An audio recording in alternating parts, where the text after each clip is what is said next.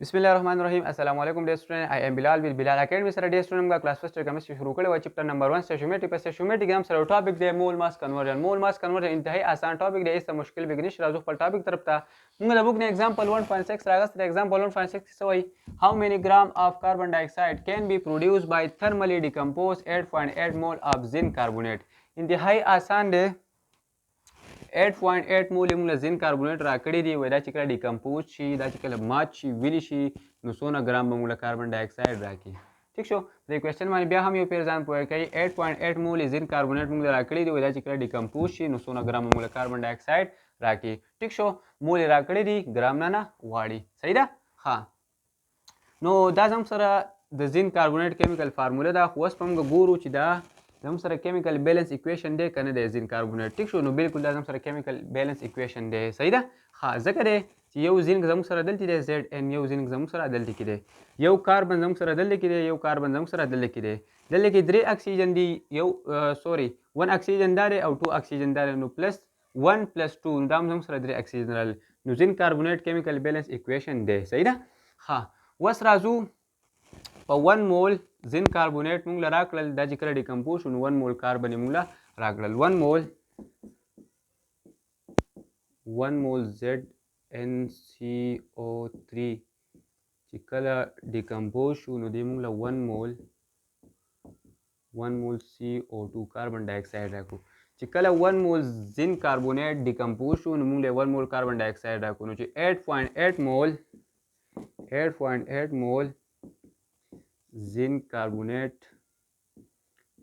ډیکمپوز شي نو موږ له به څومره مول کاربن ډای اکساید راکوي نو 1 مول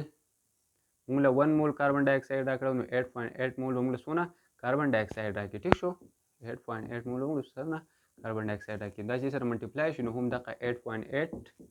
مول کاربن ډای اکساید راځي ښه CO2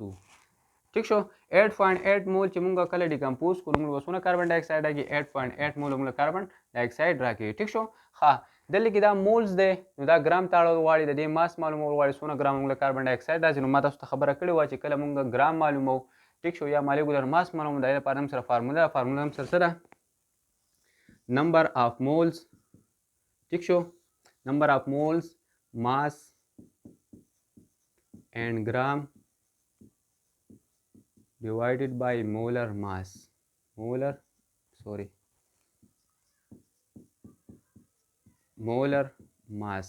ها نمبر اف مولز موږ ته معلوم دي کنه 8.8 ټیک شو مولر ماس پر او باسو ټیک شو نو ماس ان ګرام به موږ ته څه شي معلوم شي صحیح ده ها نو د کاربن ډای اکساید مولر ماس چې موږ راو باسو CO2 نو د کاربن اټاک ماس زموږ سره دی 12 پلس اکسیجن اټاک ماس د یو اکسیجن اټاک ماس 16 دی او لږ زموږ سره 2 اکسیجن دی نو 16 ملټیپلای بای 2 دا زموږ سره راشي 32 پلس 12 نو دا زموږ سره راغی 44 ګرام ټیک شو دا زموږ سره مولر ماس راووتو د کاربن ډای اکساید ها اوس کراس ملټیپلیکیشن به وشي نو نمبر اف مول زموږ سره څو دي نمبر اف مول زموږ سره دی 8.8 ټیک شو ماس اینڈ ګرام په خپل ځای باندې ولګي ماس اینڈ ګرام خو موږ نه دی معلوم ماس اینڈ ګرام په خپل ځای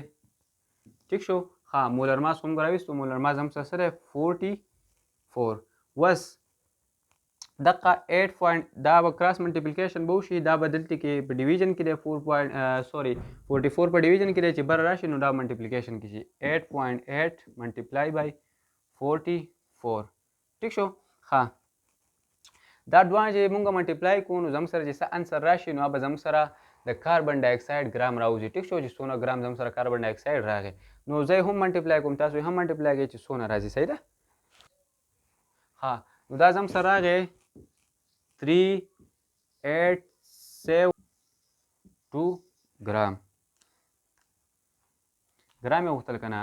نو په 8.8 مول زین کاربونیټ چې کله ډیکمپوز شي نو 387.2 ګرام موږ له کاربن ډای اکساید راکړي ټیک شو نو دا و زموږ سره اگزامپل 1.6 امید لرم چې غونډ سټوډنټانو پوه شوي که بیا هم چاته څه مسئلې کمنټس کولی شي چینل ورسره سبسکرایب کړئ مخکې ملګرو سره شیر کړئ ویډیو لایک کړئ والسلام